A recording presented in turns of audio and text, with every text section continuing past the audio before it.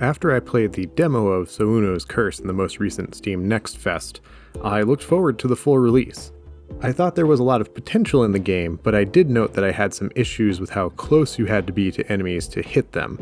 After playing through the full release, I have to admit that while I enjoyed the game overall, I feel like this is more of a half thumbs up game for me. So let's talk about this short Metroidvania experience that has some good qualities along with some frustrating aspects. In Souno's Curse, developed by Kiro Team, you play as a small, blue-robed figure who enters a mysterious grotto, searching for a way to open a massive door. You will kick and platform your way through the game's world, exploring a cave, a city, and a mechanized area in search of the 3 guardians who sealed the door. Along the way, the story reveals the protagonist's history and the loss they experienced.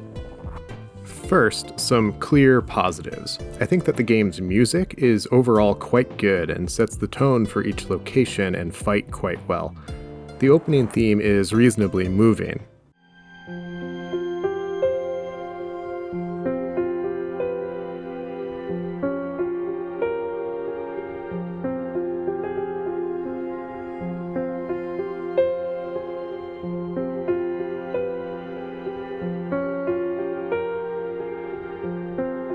The music for the levels and boss fights sets the tone well too.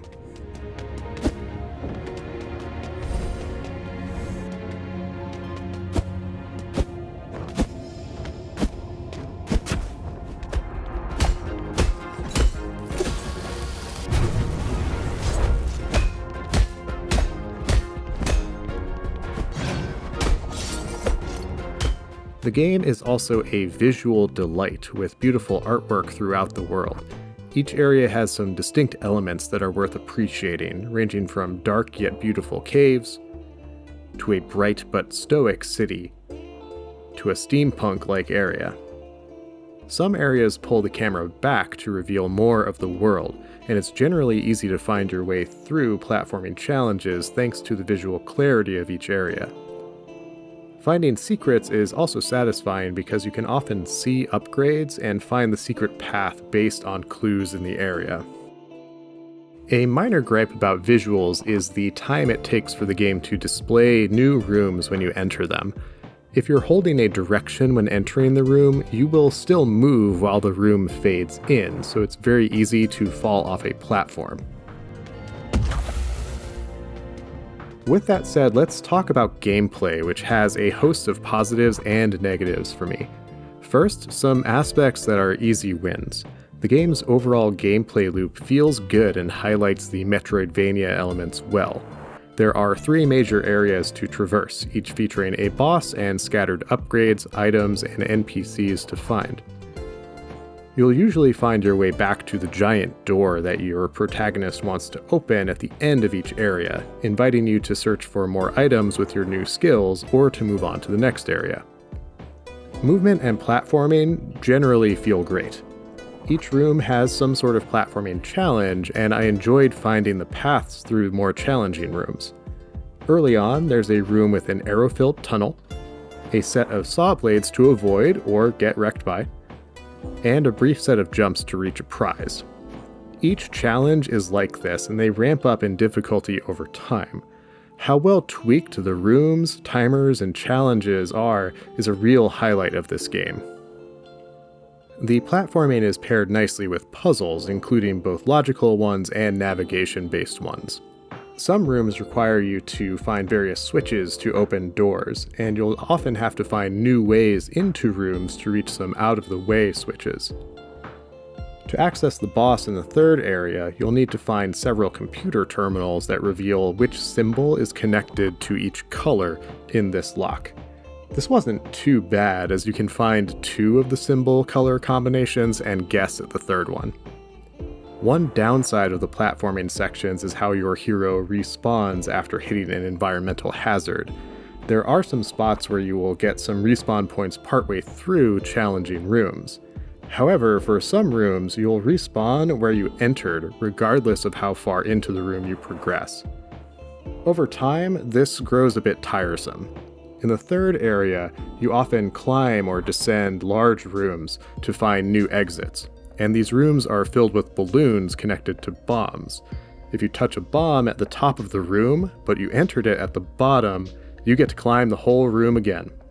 That's pretty frustrating when it happens, and these rooms only grow in size as you progress deeper into the game.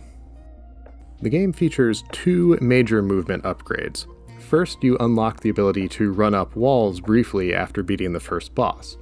This opens access to a few upgrades in the first area and is hard required to access and complete the second and third areas. I was a bit confused at first on how to use this, as I was holding the left trigger to have it active before jumping. However, it works by you pressing the left trigger once you touch a wall. After getting used to that, it's fairly easy to pull off. The second movement upgrade is a glide that is required to access and complete the third area. This glide relies on a gauge that depletes as you use it. This opens up a few extra upgrades in the first and second areas too, allowing you to further upgrade your protagonist. You can improve both movement abilities by finding special items around the world, and that brings me to a discussion of how well this game implements classic Metroidvania aspects. In short, there is a lot to like about the exploration and item hunting in this game. Upgrades are often visible, with the path to them either being sneaky or obviously requiring an upgrade. For example, there's an item in the second area that absolutely requires the glide ability, and it's clear when you first see it that it's not quite possible to get it right away. The game encourages you to revisit each area after getting an upgrade to find new goodies. However, and I'll come back to this during a section on the story, this is a very short game. That means that the Metroidvania aspects don't get a chance to shine too much. After you get the wall climb and the glide, you have everything you need to find every item and complete the game. That was a major disappointment for me, as I was hoping for a bit more game to dig into and explore. You do get an additional upgrade for finding and using all of the matches scattered around the world. Once you light all of the torches in this dark area, you receive a blessing for having shown respect to fallen heroes of the past. Based on some endgame dialogue, I believe this affects the final boss fight, though I have to admit I haven't confirmed this myself.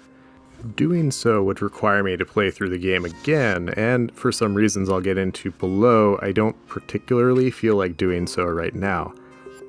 An additional problem I have with this game is that there is no in-game map. The game is short, so it doesn't matter too much, but the second and third areas are complex enough that it would have been nice to have. The developer has commented on Steam and Twitter that they are considering adding a map based on feedback, so shout out to developers that are willing to make adjustments based on player feedback. How about another positive aspect? I like the boss fights here a lot. I think each boss presents some cool challenges and forced me to think about how best to deal damage while using all of the skills I had available to avoid taking damage. Bosses feature multiple phases, with the phase changes telegraphed clearly. The second phases introduce new attacks that were interesting and challenging to navigate. I think I only needed 2 tries on each boss, so it's not an extremely challenging game by any measure. The bosses do at least require some thought and careful attacking. I mentioned careful attacking because combat can be either very easy or fairly frustrating.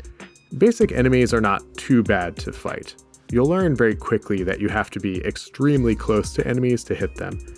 Your kick attacks are very short range, and you're locked in place with the basic attack, opening you up to damage. You can also jump and kick, jump and attack up, which causes you to bounce off the enemy and back down fairly quickly, and pogo on top of an enemy. The pogo is limited to 1 hit until you upgrade it though. There's a workaround to the stationary basic attack in that you can press jump and attack at the same time, and this allows you to do the jumping kick on the ground. This let me keep moving during combat as opposed to being stuck with a stationary attack.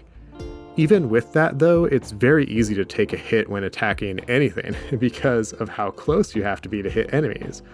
This is particularly frustrating on bosses who tend to move very quickly when starting their attacks.